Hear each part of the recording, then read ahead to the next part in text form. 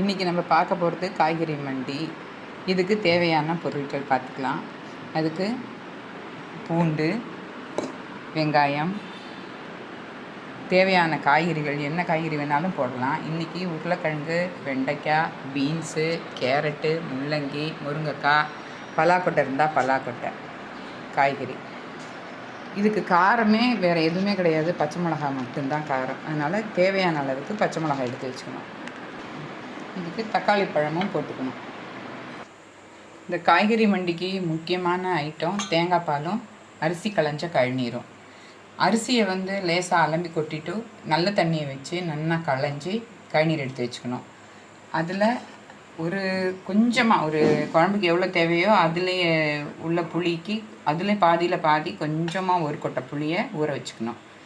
தேங்காயை அரைச்சி இது ஃபஸ்ட்டு பால், இது ரெண்டாவது பால், 2 பால் எடுத்து வச்சுக்கணும்.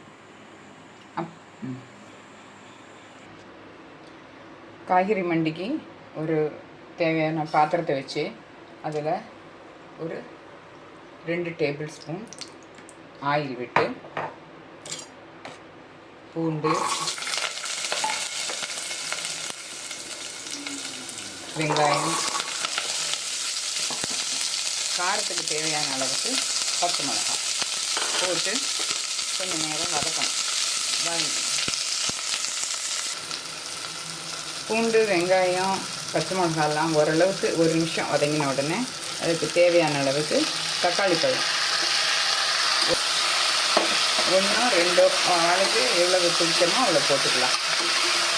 தக்காளி போட்டு 1 நிமிஷம் வதங்கின உடனே அலம்பி வச்சு காய்கறியும் போடணும்.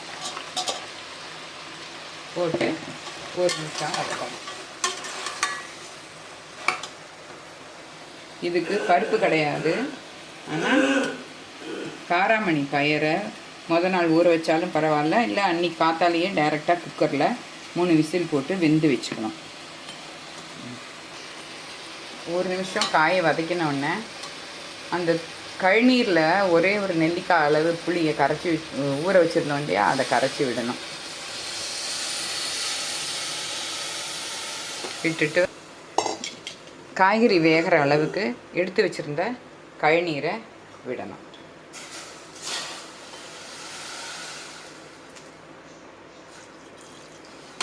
விட்டு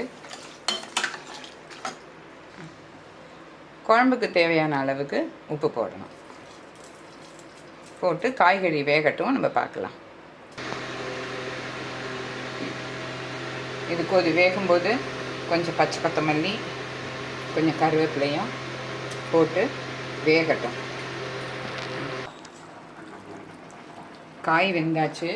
இப்போது வேக வச்ச காராமணி பயிரை போட்டு ஒரு 5 நிமிஷம் கொதிக்கட்டும்.